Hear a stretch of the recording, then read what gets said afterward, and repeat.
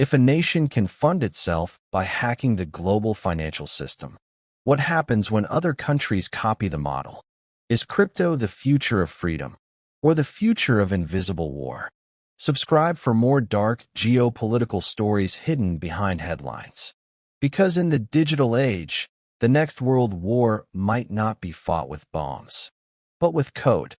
In 2025, a secretive nation stole over $2 billion from the global financial system without firing a single bullet. Their total haul, nearly $7 billion. And their biggest heist wasn't a bank. It wasn't a government vault. It was a cryptocurrency exchange in Dubai, where hackers drained $1.5 billion in minutes. This is not a story about crime. This is a story about state-sponsored theft, digital warfare, and a regime that learned how to rob the world legally.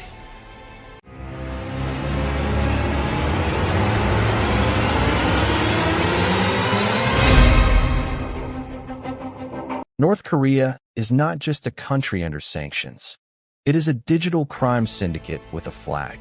When the world blocked their banks, froze their assets, and cut off trade, Pyongyang turned to code. Their elite cyber units, trained from childhood, were no longer soldiers. They were bank robbers in hoodies. In 2025 alone, North Korean hackers stole $2.02 billion in cryptocurrency, smashing their own record. And this wasn't petty theft.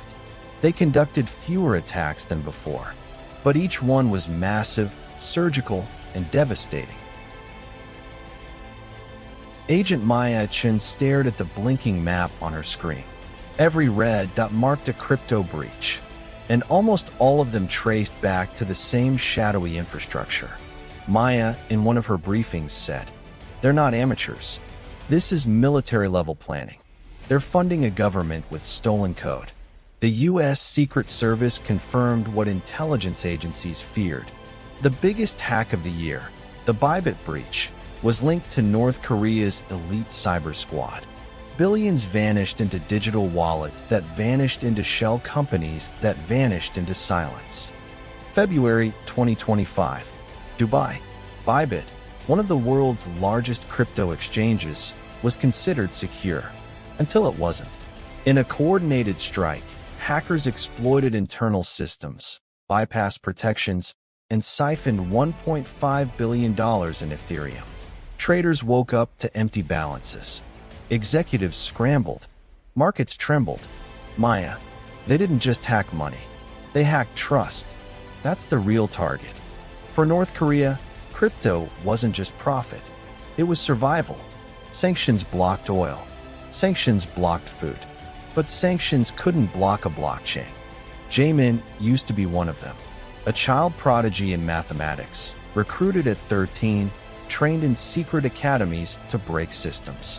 He escaped in 2022, and now he was speaking. Jaemin. They told us we were soldiers. That every dollar we stole weakened our enemies and fed our people. He paused. Jaemin. But most of the money went to weapons and luxury for elites. He described classrooms with no windows, 16-hour coding drills, and a single goal: steal from the world. For these hackers, morality was irrelevant. The mission was survival, and loyalty was enforced with fear.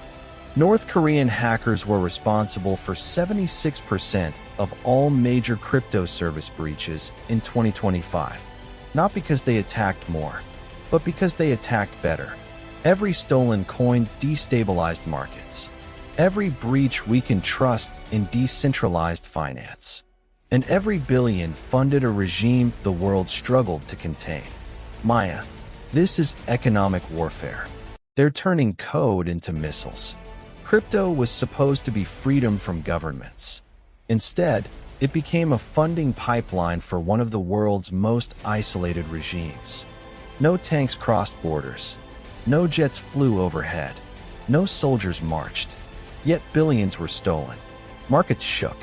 And a sanctioned nation rewrote the rules of financial warfare. Jaemin.